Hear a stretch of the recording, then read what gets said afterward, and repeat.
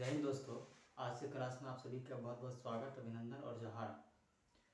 आपने पिछली कक्षा में क्या पढ़ा था इसके बारे में आप सभी कमेंट करेंगे तो बताएंगे।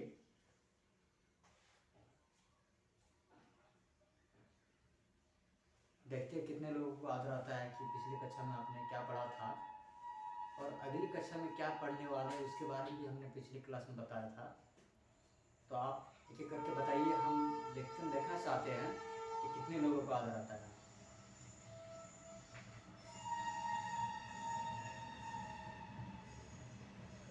ठीक है, चलिए कुछ लोग बता रहे हैं। ठीक है, बिना देर के देखते हैं। देखिए, पिछले क्लास में हमने कोशिका के विभिन्न घटक के बारे में अध्ययन किया था और इस क्लास में हम कोशिका के जो घटक हैं, विभिन्न घटक हैं, उनके कार्य के बारे में अध्ययन करेंगे। तो जल्द से जल्द सभी लोग जुड़ जाएं ताकि आज का क्लास मिस नहीं हो पाए और आप सभी उसका भरपूर फायदा उठा सकें। ठीक है, आप लोग जुड़ते जाइए। चलिए शुरुआत करते हैं आज का क्लास। देखिए, आज का क्लास में हमने जैसे पहले बताया कोशिका के घटकों के कार्य, यानी कोशिका के घटक जो है, विभिन्न घटक है, उनके कार्य के बारे में हम आज अध्ययन करेंगे।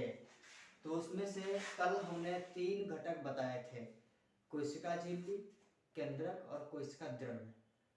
तो उसमें से एक घटक कोशिका झिल्ली, उसके बारे में हम अध्ययन करेंगे। चलिए देखते हैं।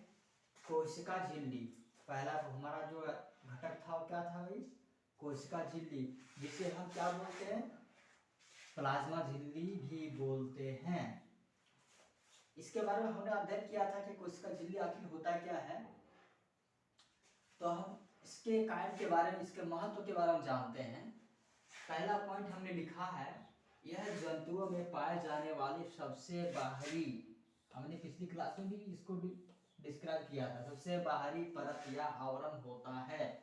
सबसे बाहरी परत या आवरण होता है, अर्थात कोशिका का सबसे बाहरी परत जो घिरा हुआ रहता है उसे क्या कहते हैं? कोशिका झिल्ली। ठीक है, अगला पॉइंट हमने डाला है, जबकि पौधों में इस परत के बाहर एक और मोटी, किसमें बात हो रही है? हमने इसमें जंतुओं के बारे में बात किया। ठीक है, और इस लाइन में हम किसके बात कर रहे हैं? किसका? पौधों की बात कर रहे हैं। जबकि पौधों में इस परत के बाहर एक मोटी परत पाई जाती है जिसे कोशिका भित्ति कहते हैं। जिसे क्या कहते हैं? कोशिका भित्ति कहते हैं, मीन्स सेल वॉल। इंग्लिश में इसे क्या कहेंगे? Cell wall. ठीक है, अब देखिए इसके बारे में कुछ जान गए। अब हमारा जो मेन मुद्दा है, कोशिका झिल्ली के कार्य के बारे में समझना है। तो इसका कार्य क्या है? तो हम इसके कार्य जो है निम्न प्रकार से समझते हैं। इसके मुख्य रूप से 4 कार्य को हम जानते हैं कि कोशिका झिल्ली के मुख्य 4 कार्य कौन कौन से हैं। तो चलिए देखते हैं पहला कार्य। देखिए, कोशिका झिल्ली के पहला कार्य को हम देखते हैं। पहले नंबर में यहाँ पे लिखा हुआ है, यह हानिकारक पदार्थों को बाहर निकलने देती है। क्या करता है? यह हानिकारक पदार्थ जो है, हानिकारक पदार्थ जो है उसे क्या करती है? बाहर की ओर निकलने देती है। ठीक है, कौन? कोशिका झिल्ली। ठीक है, जिसे हम क्या कहेंगे? प्लाज्मा झिल्ली भी कहते हैं। दूसरे पॉइंट हम देखते हैं इसमें। दूसरे पॉइंट, यह कोशिका को एक निश्चित आकार, आकृति प्रदान करती है। यह कोशिका को क्या है? निश्चित आकार प्रदान करती है। कौन? कोशिका झिल्ली। दूसरा पॉइंट हमने देख लिया। तीसरा पॉइंट हमने यहाँ पे लिखा है इसमें, यह आंतरिक अंगकों को सुरक्षा प्रदान करती है। कौन सा अंगक? आंतरिक अंगक, यानी हमारे अंदर की, कोशिका के अंदर की अंगक जो होते हैं, है ना, उसको क्या करती है? सुरक्षा प्रदान करती है। कौन? कोशिका झिल्ली, प्लाज्मा झिल्ली। ठीक है, तीसरा पॉइंट हमने अध्ययन कर लिया। और सबसे अंतिम पॉइंट यानी चौथा पॉइंट हम अध्ययन कर रहे हैं इसमें, चौथा पॉइंट हमारा ये है, यह एक कोशिका को दूसरी कोशिका से अलग करती है। एक कोशिका को दूसरी कोशिका से क्या करती है? अलग करती है। ठीक है, एक कोशिका को दूसरी कोशिका से अलग करती है।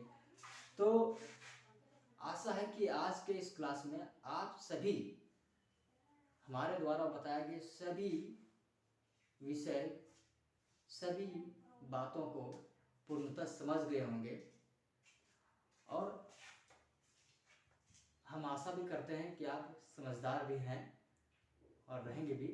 तो देखिए,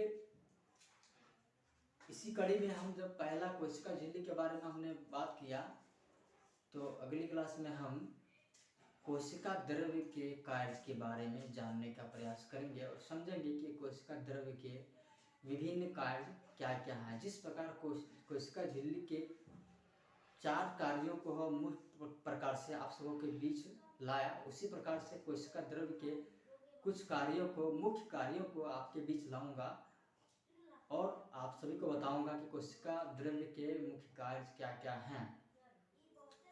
तब तक आप सभी बने रहिए, हम अगली क्लास हम फिर लेते हैं, और आप सभी बहुत खुश रहिए, आप सभी अपना ध्यान रखिए।